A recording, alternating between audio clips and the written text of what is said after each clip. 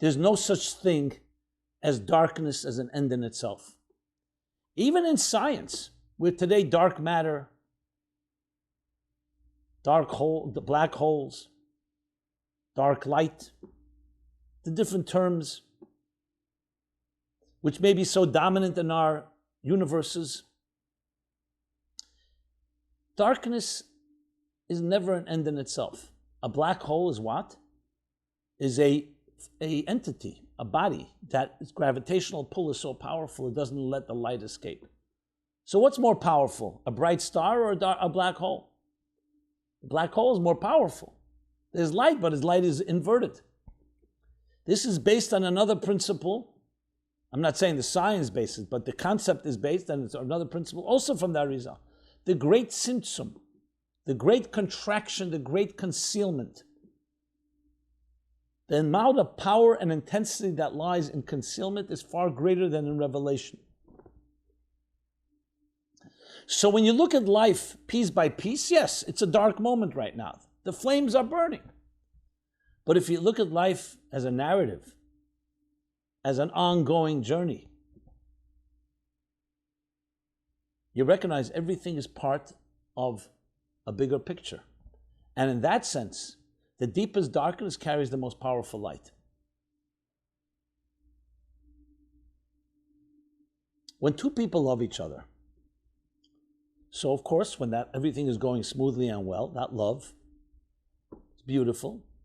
You even take it for granted at times, perhaps, and things are flowing. However, when there's a betrayal or some other type of hurt, one person who loves the other wounds the one they love. And as I mentioned, it's a repeated process. So the wound isn't just a one-time thing. What happens then? So many of us think, you know what, there's a breaking point. Certain point, you're hurting me so much, I may have loved you, I may still love you, but I can't deal with this. And at some point you can't trust the other, so you break apart, we give up.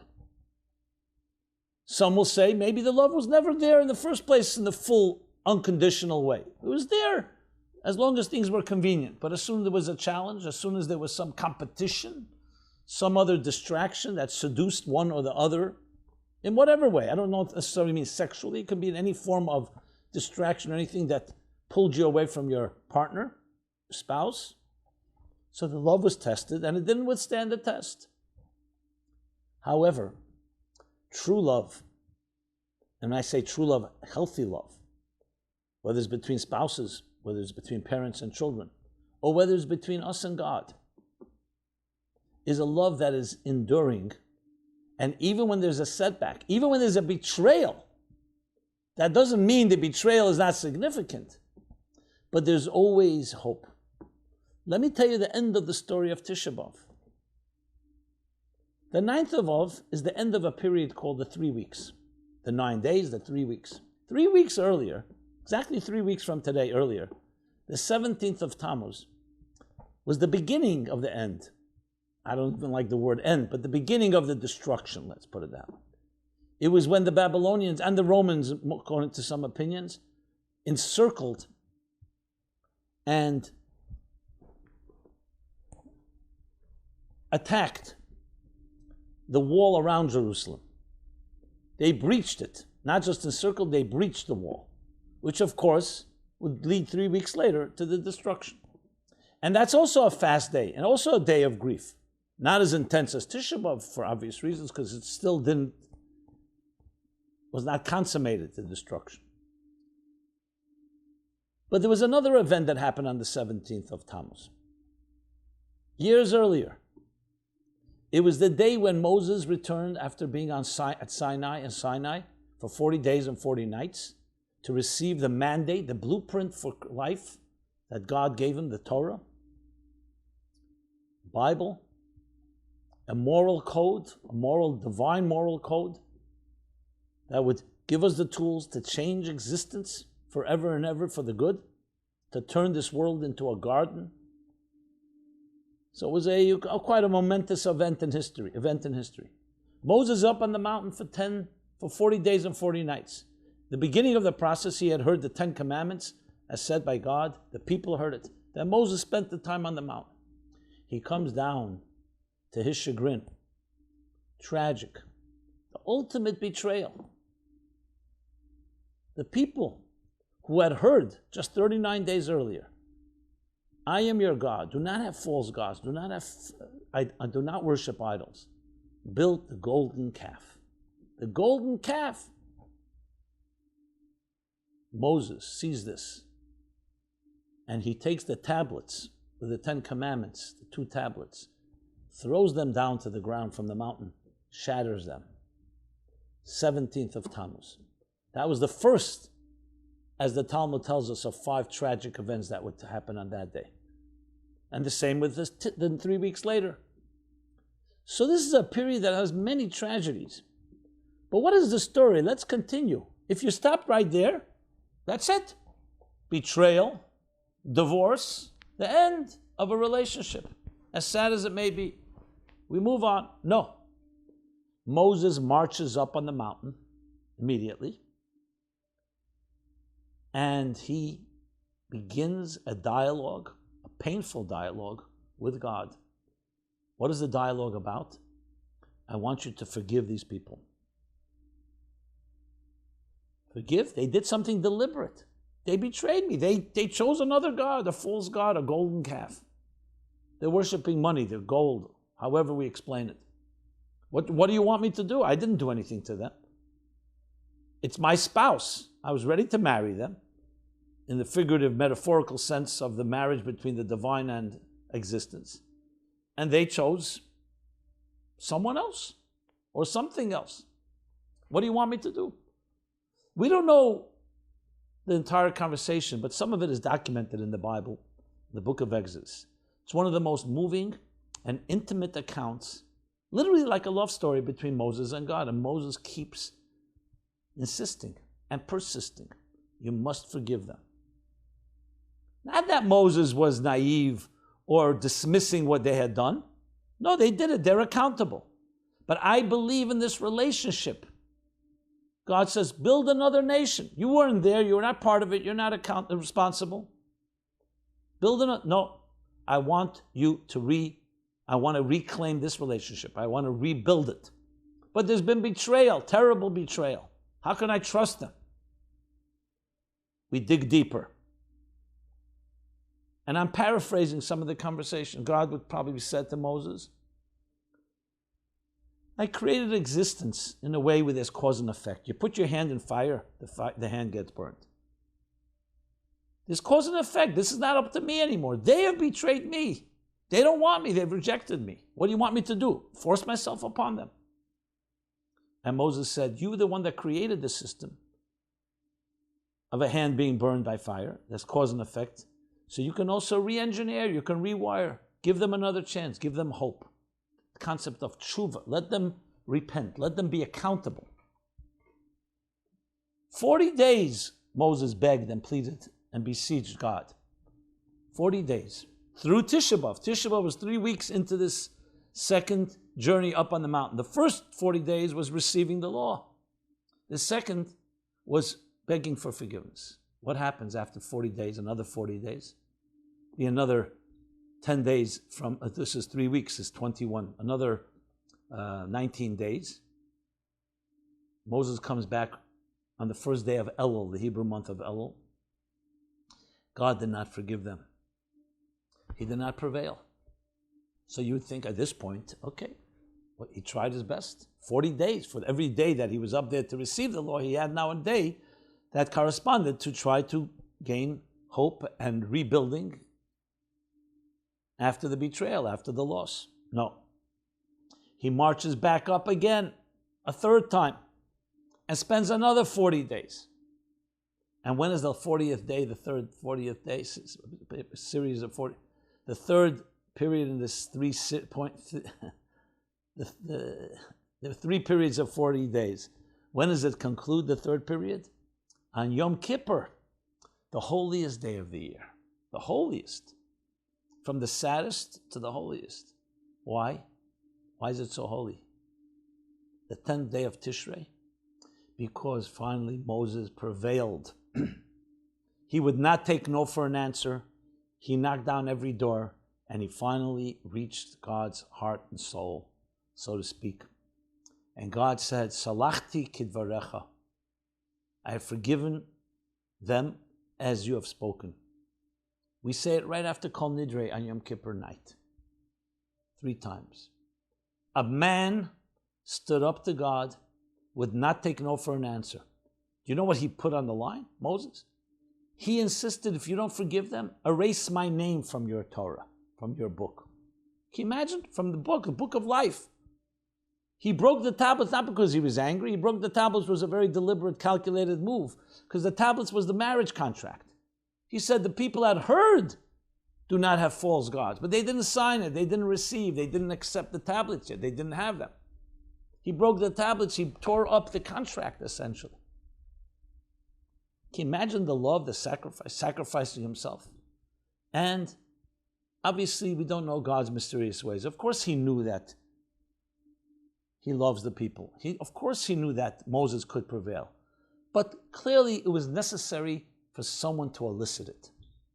Because God did create a structure of cause and effect, and he does not suspend that structure and the laws of nature. But Moses was able to reach deeper. He was able to reach, we'll call it the indeterministic, undefined states of the divine that can rewire even cause and effect and reclaim and regain the love. And this time, it's a whole different dimension of love, because it means it's unbreakable. It's indestructible, because it went through the greatest challenge of betrayal. And what did Moses give us? The greatest gift in life, the birth of hope. If someone were to ask you, tell me what is the greatest gift in life, people will say, give me billions of dollars, trillions of dollars. Give me happiness. Give me health.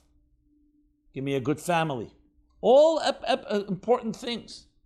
But why is hope the greatest? Because hope gives us the tool that even after destruction, even after everything went wrong, there's always a burning ember.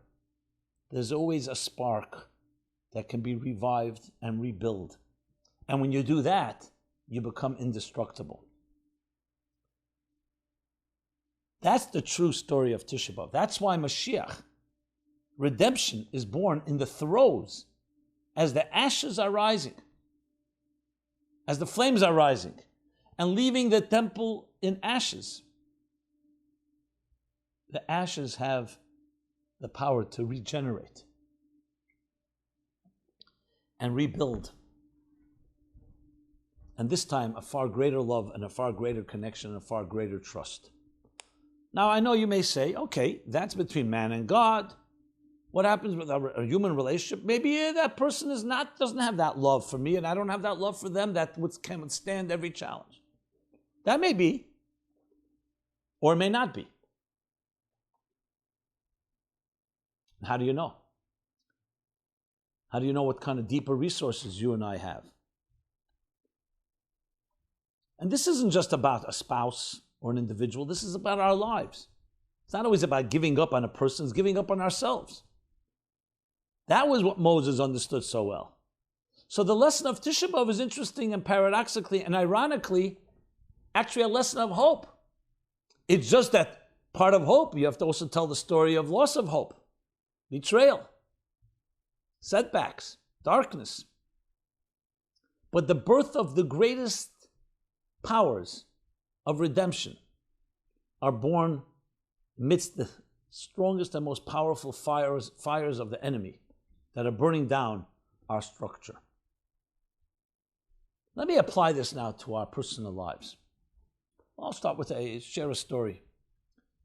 Jacques Lifshitz was a great sculptor. He passed away in 1972.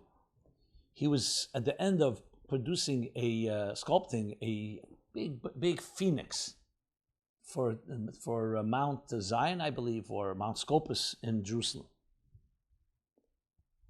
Well, he passed away. It wasn't finished. His widow was, of course, saddened. She was also a sculptress. And she was then at the Rebbe. She came to see the Lubavitcher Rebbe. I tell the story in the chapter on pain and suffering and toward a meaningful life, right in the beginning. And she was asking the Rebbe what to do. There are many people, she says, that a phoenix doesn't seem appropriate to place on a holy mountain in the holy city of Jerusalem.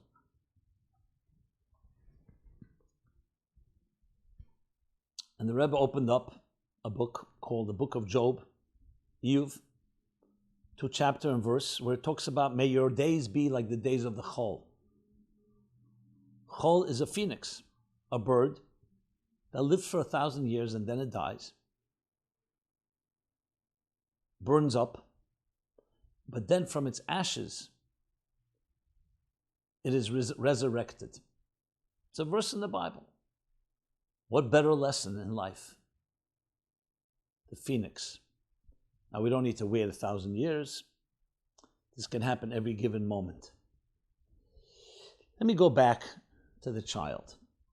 It's a phenomenon, very sad and tragic phenomenon, but you'll see Tisha B'Av plays itself out in our psyches, in the microcosm of our personal lives.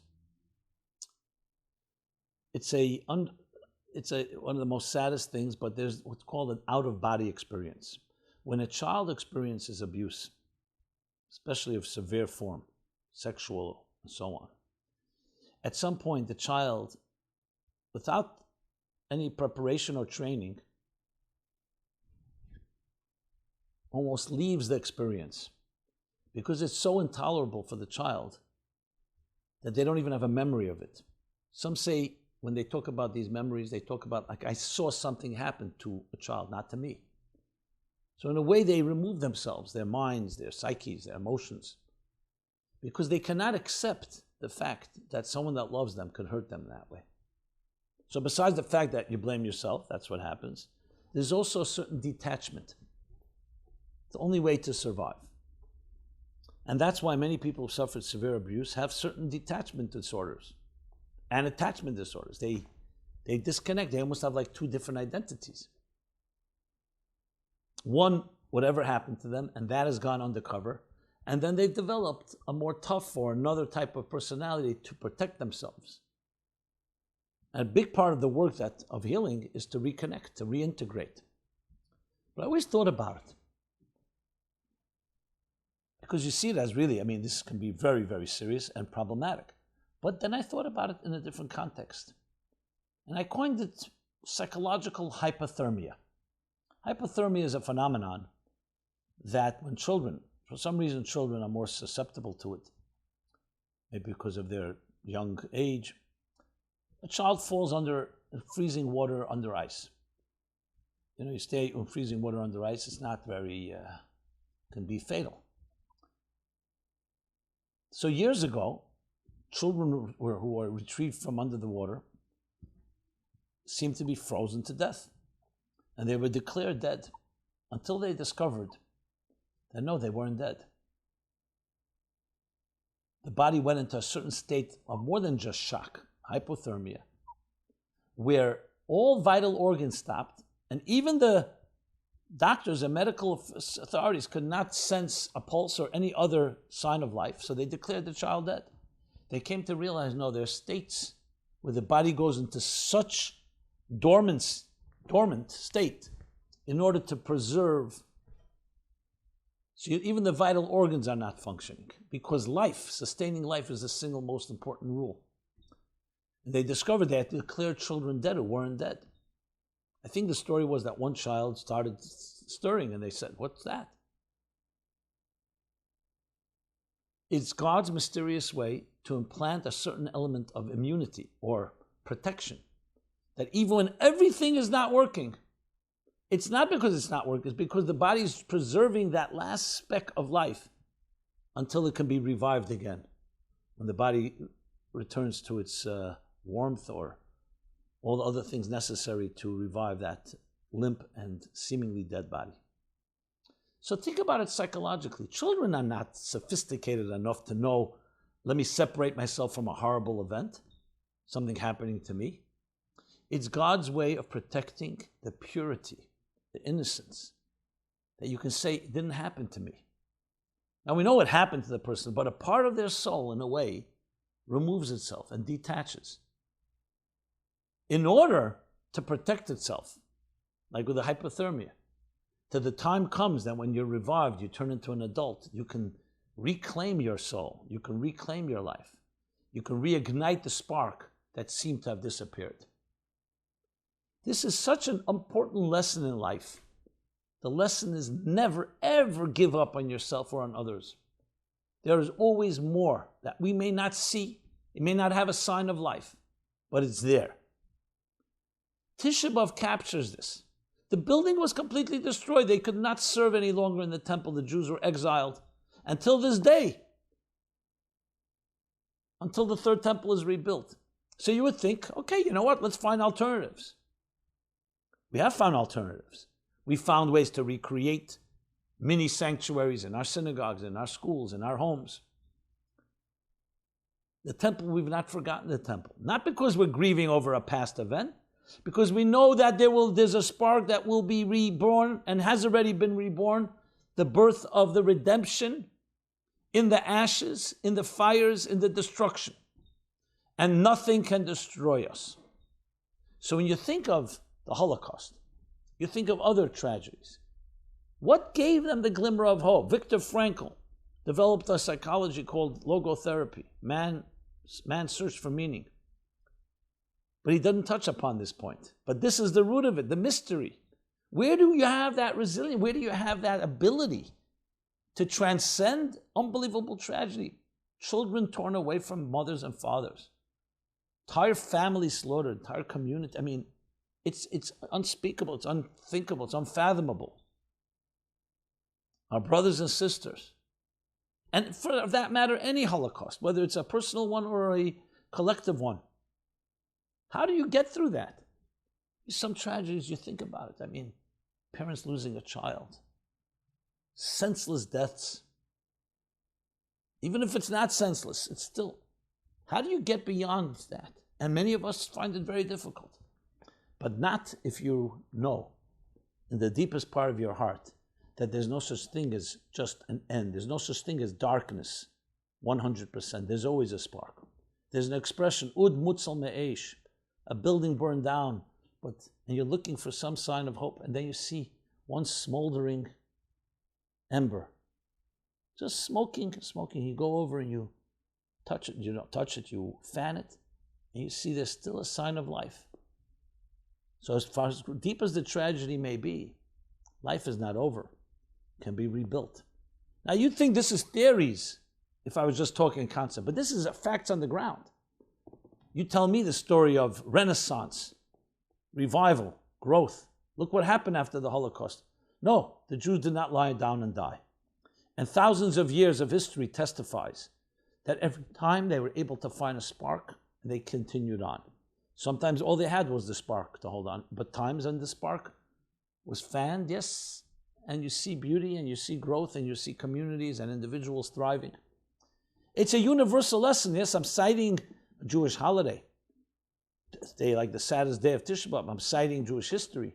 But this is a universal lesson for the human spirit, that the human spirit is more powerful than any experience, no matter how dark, no matter how tragic, no matter how destructive it may be.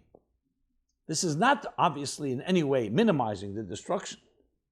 It's just focusing on the spark. That's what this day teaches us. That's what this night teaches us. So yes, we mourn, we grieve, remember. But above all, we know that within, not tomorrow, I mean the day after Tisha B'Av, not in a week, not in 10 weeks, not in years from now, immediately in the afternoon of the saddest day, in the afternoon, the fires are their strongest and at their highest, destroying the holiest building on earth, the holiest space on this planet. The redemption is born. And even a cow of an Arab farmer in the north of Israel sensed it.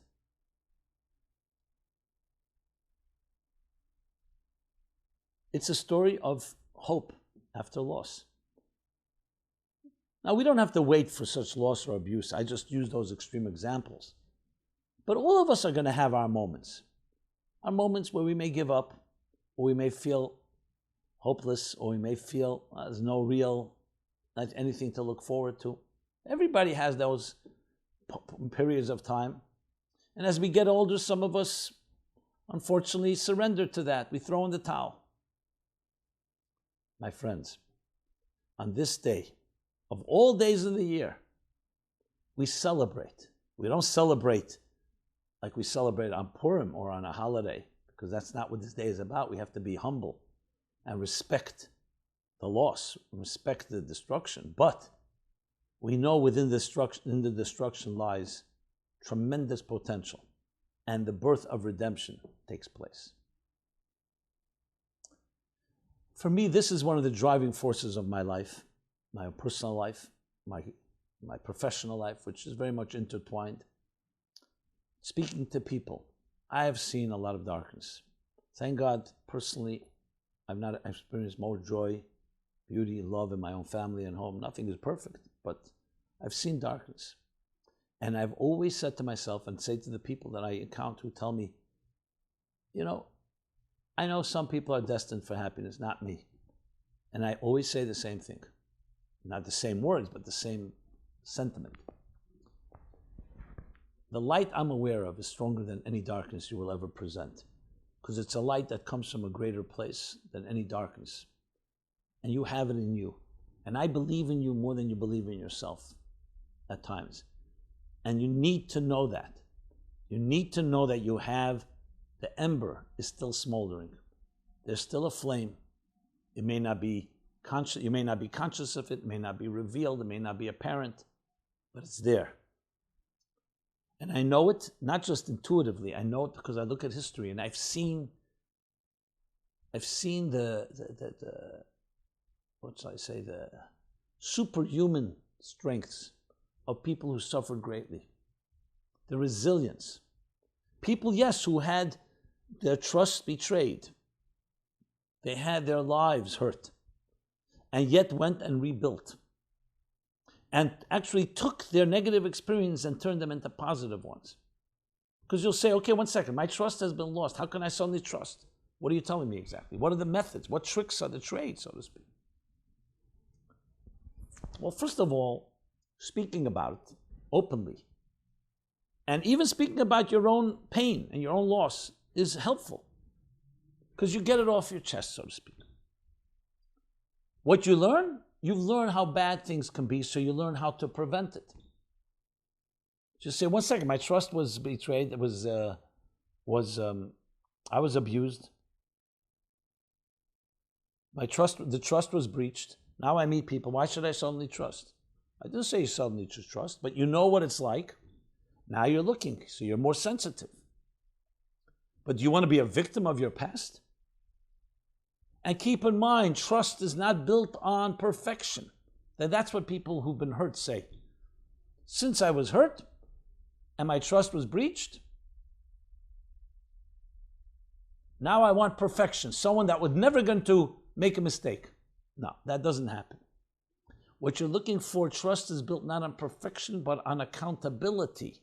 That's what Moses told God. He says the people will be accountable. I'm not talking about letting them off the hook and you know what, so then they'll do it again? Of course. It's a relationship. So when there is a betrayal, and I've dealt with couples who've had that, it comes down to this. Can we learn to trust each other again? Now, of course, it means not repeating lies and deception and covering up or minimizing, denials and all that. But it also includes the person who's been hurt to be open enough to say, if I see accountability, I see he's learned or she's learned from the experience, that's where transformation happens.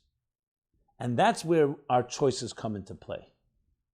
To allow, I don't like the word second chance, what I'd rather say is to allow for the opening and possibility of hope, first of all within yourself, and then with another. Obviously with all the guidelines and all the safeguards and all the preventive measures, because you don't want it to happen again. But accountability, honesty. An honesty that would never have emerged had there not been a betrayal, because people, you don't know what happens. It's only when they're pushed, when we're pressured. This is the lesson of this saddest day of the year. the building of hope, the rebuilding of hope, the rebuilding of love, reconciliation, and in a far stronger way, the Yom Kippur way. So Yom Kippur is quite a few months from now, but it's looming, and it's right here being born in the darkest moments. Like the redemption is being born. That's why there's a Talmudic statement that says the 15th of Av, which is just 6 days from now, is equated to Yom Kippur. Interesting. Of all days of the year, Yom Kippur and the 15th of Av, that there were no holidays like this among Israel except the 15th of Av and Yom Kippur. And one of the deeper reasons for that is because the 15th of Av is the full moon that follows the wounded moon, the injured moon, that was so betrayed and so abused. The moon representing Malchus, human dignity, on the 9th of Av. 9, not the complete 10. The full moon following, says the Arizal, is the completion. And coming after such darkness, it's the greatest moon of the whole year. Not necessarily physically, but spiritually. And that's equated with Yom Kippur, because Yom Kippur is the conclusion of the process. When hope is regained, forgiveness is granted. To err is human, to forgive is divine. Yes, the divine forgiveness. To know forever after that no matter what happens in life, and when there are setbacks, and there are mistakes, and even deliberate ones, with effort and work, you can rise from the ashes. You can find light, you can find strength, and even greater strength. And I've seen it. I've seen people who've suffered, and you look at them, they're refined, they're shining, they're glowing. I don't envy them. I wish they didn't have to go through the pain. But pain has turned them into giants. Giants. Models. Very often I tell people, you want to know what to do? Go to speak to this and this person. See what they've gone through. Someone who's been through the fire. And what has happened to them. They've been resurrected. There's a tremendous amount of power in that. Can we gain it without any fires, without ashes, without destruction? I would like to believe yes, with the right effort. But unfortunately, it's usually the catalyst is some type of downturn. So the story of life is captured in one night and one day. You just have to see the large narrative. So after thousands of years of us remembering, of us mourning, as it says in the book of Psalms, Hazerim Bedina, those that sow with tears, Berina Yektzera, will reap with joy. Tears are sad, but tears are also moisture, makes things grow. I remember once going on a tour in a forest. The guide was actually extremely interesting and stimulating. And he showed us parts of the forest where there was a forest fire. Entire swaths, entire sections were burned down. You couldn't tell, ostensibly looking from a distance. But he was trained, and he took us to a few tree stumps, or even actually trees, and he showed us where the fire burned. You could still see, and then how it regenerated. It's such a miracle. I was completely blown away. And then I read and heard, of course, that very often that's what they do. They actually deliberately light fires to regenerate the forest. So I realized there's another way to look at a fire. Obviously, fires can consume and destroy, and they do.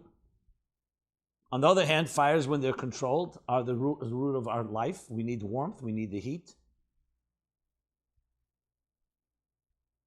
And then you see this regeneration. And it's like, it's resurrection. There's no question about it. It's the phoenix. The lesson to our lives.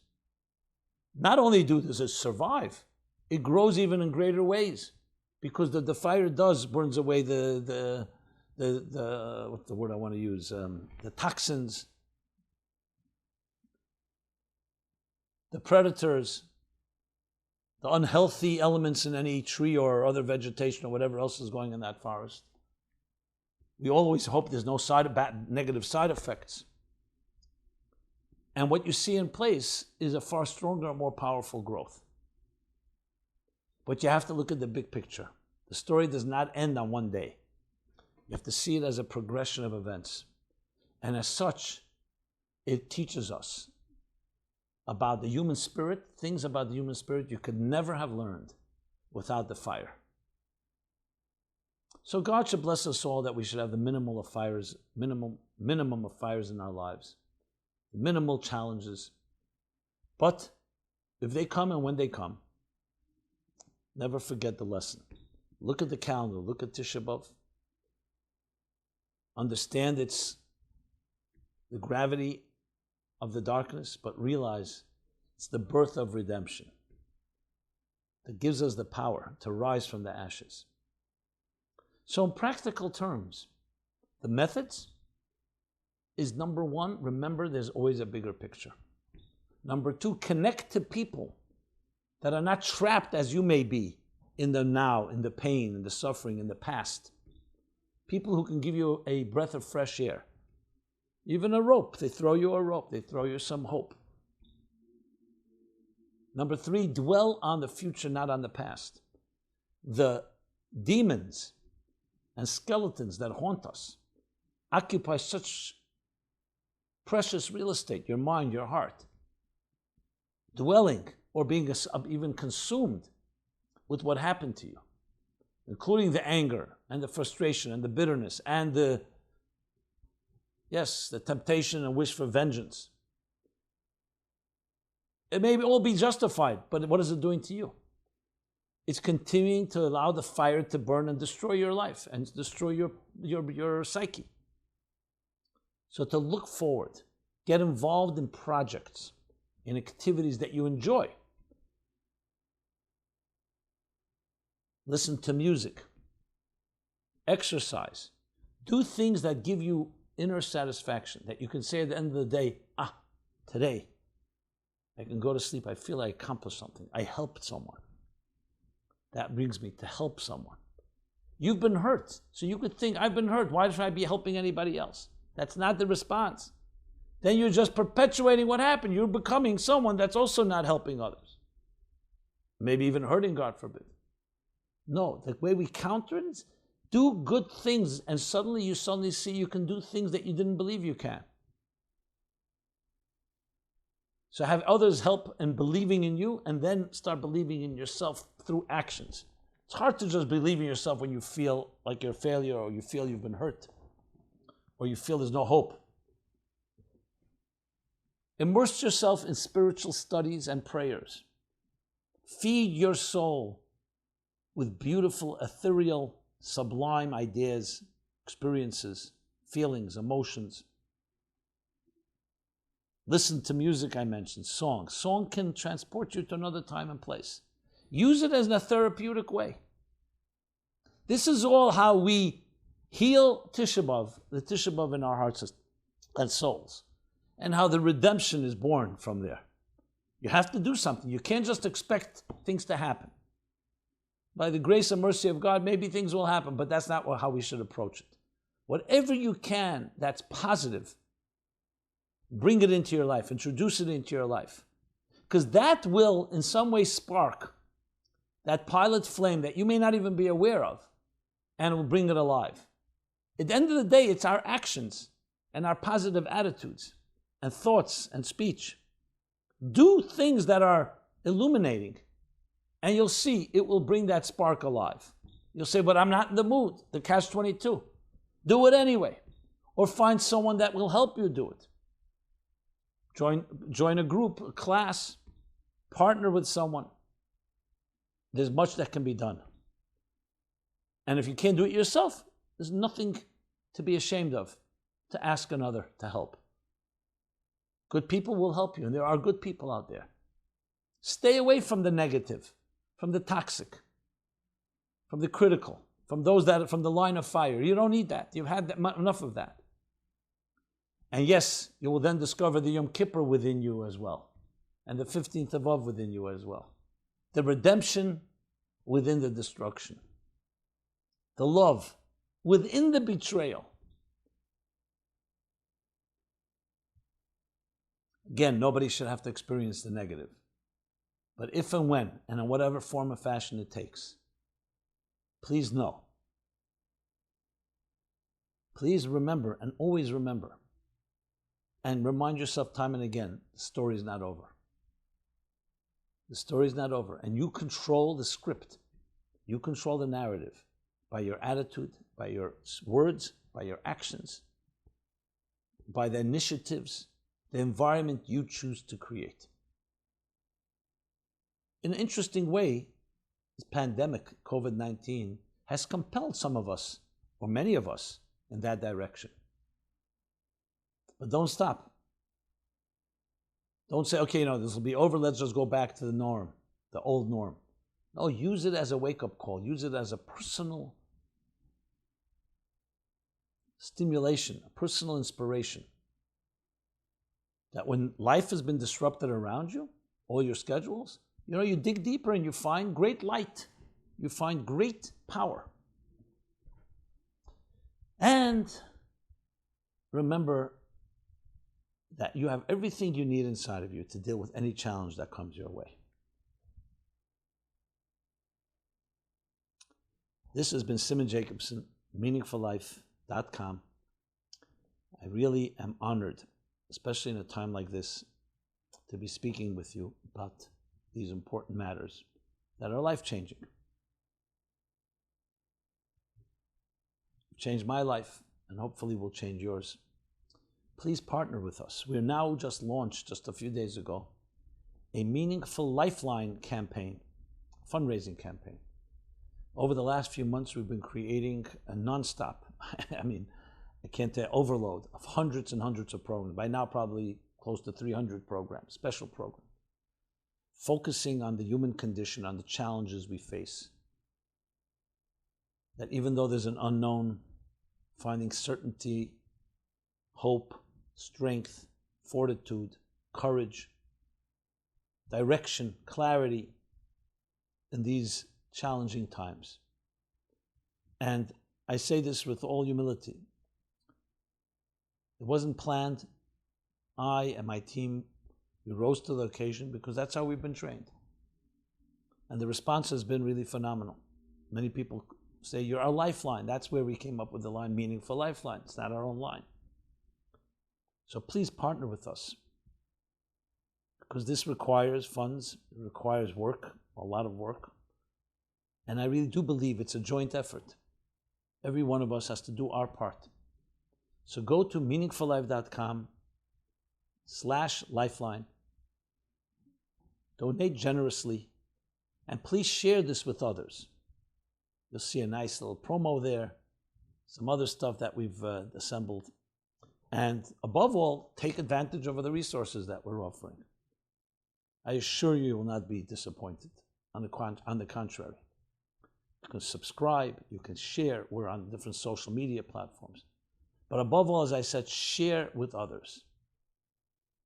Encourage others to help us. Share with them the messages, the ideas. Because after all, we are all part of one larger narrative. Not just you and your life and your past, present, and future, but all of us. One larger story. God bless you all. May we see the minimal of pain and darkness and the maximum of light and redemption. But always remember, no matter what situation you're in, see it through. Do not give up. See it through. Be well. And may these days be transformed, not just eliminated, transformed from sadness to joy, from loss to growth, and from setbacks to the deepest form of love, trust, and endless celebration. Thank you very much. This program is brought to you by the Meaningful Life Center. Please help us continue our programs. Make even a small contribution at meaningfullife.com/donate.